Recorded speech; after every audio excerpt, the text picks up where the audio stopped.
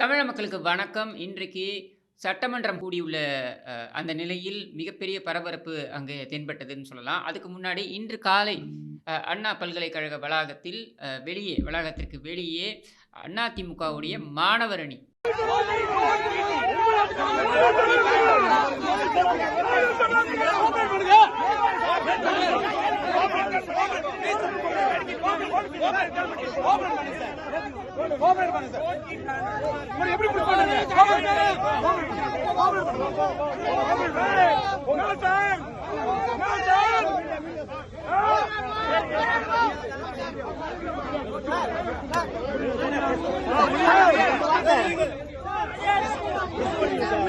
அவர்கள் போராட்டம் நடத்த கிளம்பி அந்த போராட்டத்திற்கு அனுமதி மறுக்கப்பட்டு அவர்கள் கைது செய்யப்பட்டார்கள் அப்படின்ற காட்சிகளை பார்க்க முடிகிறது. இந்த பாலியல் வழக்கில் தொடர்ந்து பல குழப்பங்களை இந்த விசாரணை நடத்த விடாமல் காவல்துறையும் அரசாங்கமும் செய்து வருகிறது என்ற குற்றச்சாட்டு எழுந்திருக்கின்ற நிலையில் இந்த போராட்டம் நடைபெற்றிருக்கிறது. இன்று காலை அந்த மாணவர்கள் இந்த மாநில மாணவர் அணி தலைவரும் கைது செய்யப்பட்டிருக்கிறார் அப்படின்றத நம்மால் பார்க்க முடிகிறது. இது ஒரு புறம் இருக்க, சட்டமன்றம் இன்று காலை கூடிய நிலையில் 3 நிமிடங்களில் ஆளுநர் வெளியேறினார் அப்படின்றத நம்மால் பார்க்க முடிகிறது. 3 நிமிடத்தில் வெளியேறிய ஆளுநர் அவருடைய ராஜ்பவனிலிருந்து ஒரு அதிகாரப்பூர்வமான ஒரு அறிக்கை வெளியிடப்பட்டது. அந்த அறிக்கை உடனடியாக நீக்கப்பட்டது. எதனால் வெளியிடப்பட்டது, எதனால் நீக்கப்பட்டது அப்படின்றதே ஒரு மர்மமாக இருக்கிறது. அந்த ட்வீட்டில் இருந்தது என்ன அப்படின்னு பார்த்தீங்கன்னாக்க, ஒரு சில நிமிடங்கள் தான் இருந்தது அந்த ட்வீட்டில். ஆனால் அதில் இருந்தது என்ன அப்படின்னு பார்த்தீங்கன்னா, இந்த சட்டமன்ற வளாகத்திற்குள்ள பொதுவாக அந்த அவை ஆரம்பிக்கும் பொழுதும் அவை முடியும் பொழுதும் தேசிய கீதமும் தமிழ்த்தாய் வாழ்த்து இது இரண்டுமே பாடப்படும் அப்படின்னு இருக்கின்ற நிலையில் தமிழ்த்தாய் வாழ்த்து மட்டும் பாடப்பட்டது, தேசிய கீதம் பாடப்படவில்லை. அது பாடப்பட வேண்டும் அப்படின்னு ஆளுநர் சொன்னதுக்கப்புறமும் முதலமைச்சர் அதை மறுத்து விட்டார் அப்படின்ற நிலையில் தான் இந்த வெளிநடப்பு அப்படின்னு ஆளுநர் தரப்புலேருந்து சொல்லப்பட்டது. இந்த சம்பவங்கள் நடைபெற்று கொண்டிருக்கும் பொழுதே ஆளுநரை முற்றுகையிட்டு காங்கிரஸ் மற்றும் அதிமுக உறுப்பினர்கள் கோஷமிட்டபடி இருந்தார்கள்.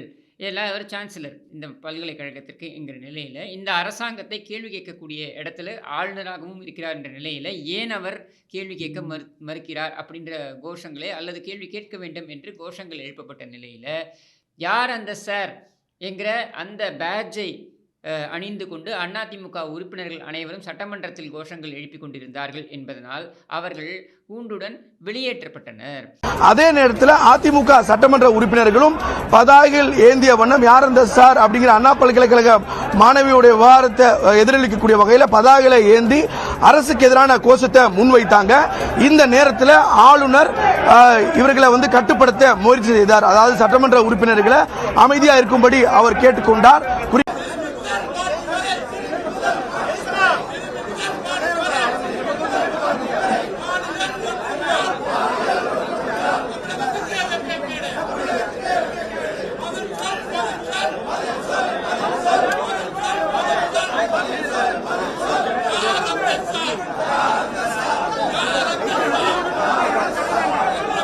வெளியே பேட்டி கொடுத்த பிரதான எதிர்க்கட்சி தலைவர் திரு எடப்பாடி பழனிசாமி அவருடைய பேட்டியை பாருங்க. கருப்பை கண்டால் ஏன் இவ்வளவு அச்சப்படுகிறார், ஏன் இவ்வளவு அதிர்ச்சிக்கு உள்ளாகிறார்? அந்த கருப்பு துப்பட்டாவை மேலே அணிந்து வந்தால் அந்த மாணவியை எடுத்து கருப்பு கொடியாக பயன்படுத்த அச்சம் ஏதோ இருப்பதை போல்தான் கருத வேண்டிய ஒரு சூழ்நிலை இருக்கிறது. அந்த அளவுக்கு முதலமைச்சர் அவர்கள் பயந்து போய் இருக்கின்றார். அப்ப அவர் கேட்ட கேள்வி, மாணவிகள் அதாவது கல்லூரி மாணவிகள் ஒரு நிகழ்ச்சிக்கு அழைத்து வரப்பட்ட பொழுது அவர்களுடைய துப்பட்டா எடுத்து செல்லக்கூடாது, கருப்பு நிறத்தில் அந்த துப்பட்டாக்கள் இருக்கின்ற காரணத்தினால அதை அவர்கள் அணிந்து அந்த நிகழ்ச்சிக்கு செல்லக்கூடாது என்று அந்த துப்பட்டாக்கள் பறிமுதல் செய்யப்பட்டு அந்த நிகழ்ச்சி முடிந்ததற்கு பின்னர் அது மீண்டும் அவர்களிடம் வழங்கப்பட்டது. யார் கலந்து கொண்ட நிகழ்ச்சி? ஸ்டாலின் கலந்து கொண்ட நிகழ்ச்சி.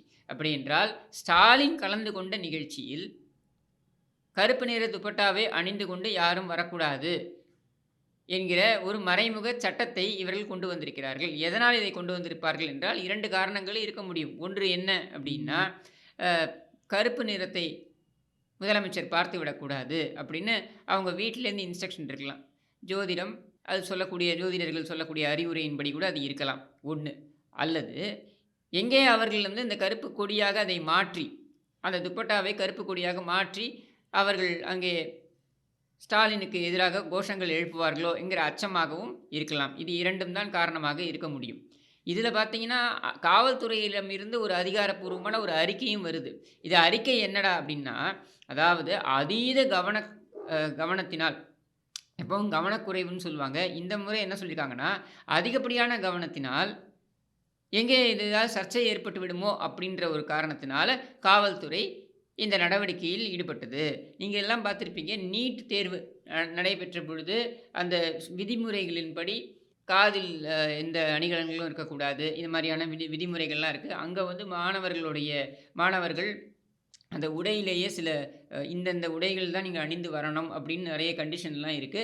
இதையெல்லாம் விமர்சித்து வந்த திமுகவினர் கடந்த ஆண்டு ஒரு நிகழ்ச்சியில ஆளுநர் உடைய நிகழ்ச்சியில கருப்பு துப்பட்டா அணியக்கூடாது அல்லது கருப்பு உடை அணியக்கூடாது என்று சொல்லப்பட்டதை விமர்சித்த திமுகவினர் இன்றைக்கு அவர்களுடைய நம்முடைய முதலமைச்சருடைய நிகழ்ச்சியில் கருப்பு துப்பட்டாவை அணியக்கூடாது என்று இவர்கள் அதை பறிமுதல் செய்கிறார்கள் என்றால் இதை என்னவென்று சொல்வது?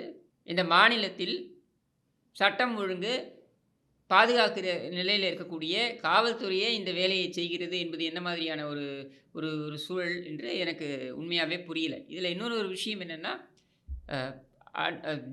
நம்முடைய டிஜிபி அவர்களிடமிருந்து ஒரு அறிக்கை வெளியே வந்தது. 2 நாட்களுக்கு முன்னர் வெளியே வந்தது. அது என்னன்னு பார்த்தீங்கன்னாக்க, யார் அந்த சார் அப்படின்ற சர்ச்சை மாநிலம் முழுக்க பேசப்படுகின்ற நிலையில் இது குறித்து ஊடகங்கள் நிறைய தகவல்கள் செய்திகளை பரப்புகிறார்கள்.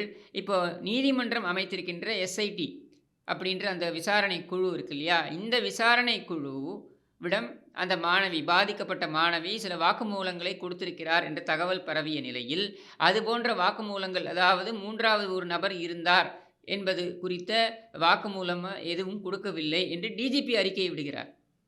அந்த அறிக்கையோடு அவர் நிறுத்தி கொண்டிருந்தால் பரவாயில்லை. அந்த அறிக்கையோடு அவர் சேர்த்து என்ன சொல்கிறார் என்றால், இந்த ஊடகங்களும் சமூக ஊடகங்களிலும் இது குறித்த விவாதங்கள் நடத்தப்படுகிறது. இந்த விவாதங்கள் நடத்தப்படுவது என்பது கடுமையான பின்விளைவுகளை ஏற்படுத்தும் அப்படின்ட்டு இது ஒரு மறைமுக மிரட்டல் என்று எடுத்துக்கொள்ளலாமா? அப்போ யாருமே எந்த விஷயம் குறித்தும் பேசக்கூடாதா அப்படின்ற கேள்வி ஒன்று. ஆனால் இதில் முக்கியமான ஒரு விஷயம் என்னென்னா, அதிமுகவுடைய சட்டப்பிரிவு அவர்கள் மிக தெளிவாக இதை மீண்டும் நீதிமன்றத்திற்கு எடுத்துச் செல்லப் போகிறோம் என்று சொல்கிறார்கள். ஏன் எடுத்துச் செல்லப் போகிறோம் என்று சொல்கிறார்கள் என்றால், இந்த விசாரணை குழு என்பது நீதிமன்றத்தின் நேரடி பார்வையில் இருக்கக்கூடியது. அவ்வாறு நேரடி பார்வையில் இருக்கக்கூடிய அந்த விசாரணை கமிஷன் அதில் வாக்குமூலமாக என்ன கொடுத்திருப்பார்கள் அல்லது என்ன கொடுத்தார் அந்த பாதிக்கப்பட்டவர் என்பது குறித்து டிஜிபிக்கு எப்படி தெரிய வந்தது அப்படின்றது தான் கேள்வி. ஏன்னா யாருடைய தலையீடும் இருக்கக்கூடாது என்பதனால்தான் நீதிமன்றத்தின் நேரடி பார்வையில் எஸ்ஐடி என்று ஒன்று அமைக்கப்படுகிறது. அதாவது காவல்துறை தமிழக அரசாங்கத்தின் கட்டுப்பாட்டில் அது இந்த விசாரணையை மேற்கொண்டால் அதில் குளறுபடிகள் ஏற்பட்டிருக்கிறது, எஃப்ஐஆரிலிருந்து எல்லாம் கசிய விடப்பட்டிருக்கிறது போன்ற குற்றச்சாட்டுக்கள் வந்தது என்கிற காரணத்தினால்தான் நீதிமன்றம் தாமாக முன்வந்து, அதுவும் எதனால் தாமாக முன்வந்தது? அதிமுகவுடைய பெண் வக்கீல் வரலட்சுமி அவர்கள் கொடுத்த அந்த கடிதத்தின் அடிப்படையில் இந்த வழக்கை தாமாக முன்வந்து எடுத்த நீதிமன்றம் அதை ஒரு எஸ்ஐடி அமைத்து அவர்கள்தான், அதாவது 3 ஐபிஎஸ் அதிகாரிகள் நீதிமன்றத்தின் நேரடி பார்வையில் இருந்து அவர்கள்தான் விசாரிப்பார்கள் அப்படின்னு சொல்லிவிட்ட நிலையில் அங்கே அந்த மாணவி என்ன மாதிரியான வாக்குமூலத்தை கொடுத்தார் என்பது டிஜிபிக்கு எப்படி தெரியும்? அவர் எப்படி இது குறித்து வெளியிடுகிறார்? அவர் எப்படி ஒரு மறைமுக மிரட்டலை இதன் மூலமாக ஊடகங்களுக்கும் சமூக ஊடகங்களில் செயல்படுபவர்களுக்கும் கொடுக்கிறார் அப்படின்ற கேள்வியை அதிமுக முன்வைத்திருக்கிறது. இது சம்பந்தமாக நீதிமன்றத்தை நாடப்போவதாகவும் சொல்கிறது. இதுவும் நேரடி தலையீடு. அதாவது இந்த வழக்கில் நேரடியாக காவல்துறை நேரடியாகவோ மறைமுகமாகவோ தலையிடுகிறது அப்படின்ற குற்றச்சாட்டை அதிமுக வைக்கிறது. இதையும் நாங்கள் நீதிமன்றத்துக்கு எடுத்து செல்வோம். ஏற்கனவே நம்ம பார்த்தோம் எப்படி காவல் ஆணையர் இந்த சார் என்று ஒரு நபரே இல்லை அப்படின்றத பூர்வாங்க விசாரணைகள் நடந்து கொண்டிருக்கும் பொழுதே சொன்னார் அப்படின்றது மிகப்பெரிய விமர்சனத்திற்குள்ளானது. நீதிமன்றமும் அது குறித்து நிறைய கேள்விகளை கேட்டது அப்படின்றத பார்த்தோம்.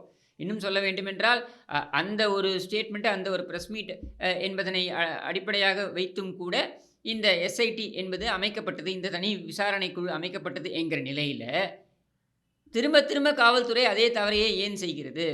அப்போ இது காவல்துறையாக செய்யக்கூடியதா என்றால் கண்டிப்பாக இல்லை. நான் அறிந்த வரையில் டிஜிபி அவர்களாக இருக்கட்டும் அல்லது கமிஷனர் அவர்களாக இருக்கட்டும், இவர்கள் ஒரு ஓரளவுக்கு நியாயமாக நடக்கக்கூடிய காவல் அதிகாரிகள், திறமையான காவல் அதிகாரிகள். இப்படியாக இருக்கக்கூடிய காவல் அதிகாரிகளே இது போன்ற தவறுகளை செய்ய நிர்பந்திப்பது யாராக இருக்க முடியும்? அப்போ அந்த யார் அந்த சார் என்கிற கேள்வி வருது இல்லையா? இப்போ எல்லாரும் கேட்க ஆரம்பிச்சிட்டாங்க. பாலபாரதி, கம்யூனிஸ்ட் அவங்க கேட்குறாங்க, யார் அந்த சார் என்று தமிழகமே கேட்கிறது என்கிறார். திமுகவுடைய கூட்டணி கட்சியில் இருக்கக்கூடிய கம்யூனிஸ்ட் கட்சியுடைய பாலபாரதி அவர்களே அவங்களுடைய மாநில மாநாட்டில் இதை வைக்கிறார், இதை பேசுகிறார். அதே போல யார் அந்த சார் என்கிற கேள்வியை பல இடங்களில் இப்போ கோஷமாக எழுந்து வருகிறது. இன்னும் சொல்ல வேண்டும் என்றால், இப்போ நேற்று அறப்போர் இயக்கம் அவங்க ஒரு கூட்டத்திற்கு அறைகூவல் விடுத்தார்கள். அந்த கூட்டம் அதானிக்கும் திமுகவுக்கும் இருக்கக்கூடிய தொடர்பு குறித்து, ஊழல் குறித்து சில விஷயங்களை வெளிப்படுத்த வேண்டும் என்பதற்காக அவர்கள் அந்த கூட்டத்திற்கு அறைகூவல் விடுத்தார்கள். அந்த கூட்டத்திற்கு தடை விதிக்கப்பட்டது என்கிற நிலையில் அவர்களுடைய அலுவலகத்திலேயே அமர்ந்து அவர்களும் இதே கோஷத்தை வைத்திருக்கிறார்கள். யார் அந்த சார் என்கிற கோஷத்தை முன்வைத்திருக்கிறார்கள். சொல்லுங்கள் சார், யார் அந்த சார்? ஸ்டாலின் சார் சொல்லுங்கள் சார், யார் அந்த சார்? மாசு சார் சொல்லுங்கள் சார், யார் அந்த சார்? துணை மேயர் மகேஷ் சார் சொல்லுங்கள் சார், யார் அந்த சார்? அப்படின்ற கோஷத்தை முதலில் நாம் தான் முன்வைத்தோம். இப்போ அதை தொடர்ச்சியாக எல்லோருமே முன்வைக்க ஆரம்பித்து விட்டார்கள். அப்போது தமிழக அரசாங்கம் இந்த சட்டமன்றத்தில் கவன ஈர்ப்பு தீர்மானத்திற்கு இப்போ அதிமுகவும் அது கொடுத்துருக்காங்க. இந்த மாதிரி பேரவைத் தலைவரிடம் கொடுத்திருக்கிறார்கள், கோரிக்கை வைத்திருக்கிறார்கள், கவன ஈர்ப்பு தீர்மானம் கொண்டு வர வேண்டும் அப்படின்னு சொல்லி. ஆனால் அதற்கு ஒப்புதல் கொடுக்கப் போகிறார்களா இல்லையான்றதை பொறுத்திருந்து பார்க்க வேண்டும். விடுதலை சிறுத்தைகளும் கொடுத்திருக்கிறது, என்ன ஒப்புதல் கொடுக்கப் போகிறார்களா இல்லையா என்பதனையும் பார்க்க வேண்டும். இதெல்லாம் நடந்து கொண்டிருக்கும் பொழுது இந்த சட்டமன்ற கூட்டத்தொடரே 3 நாட்களுக்கு தான் நடக்கப் போகிறது அப்படின்ற தகவலும் வருகிறது. எங்கே நிறைய நாட்கள் நடந்ததுன்னா நிறைய கேள்விகள் வருமோ என்கிற அச்சமாக கூட இருக்கலாம். எது எப்படியோ நம்மை பொறுத்த வரைக்கும் இந்த அரசாங்கத்துடைய செயலற்ற தன்மை, இந்த அரசாங்கத்துடைய நிர்வாக சீர்கேடு என்பது ஒவ்வொரு விஷயத்திலும் அரங்கேறி வருகிறது என்பது இப்பொழுது வெட்ட வெளிச்சமாகி கொண்டிருக்கிறது. இதையெல்லாம் மக்கள் மௌன சாட்சியாக பார்த்து கொண்டிருக்கிறார்கள். நாம் அனைவரும் பார்த்து கொண்டிருக்கிறோம் என்ற நிலையில் நாம் இதற்கான பதிலை தேர்தல் என்று வரும்பொழுதுதான் கொடுக்க முடியும் என்றாலும் கூட இதையெல்லாம் ஆழமாக மனதில் பதிய வைத்து கொள்ள வேண்டும் என்று கூறி விடைபெறுகிறேன். நன்றி, வணக்கம்.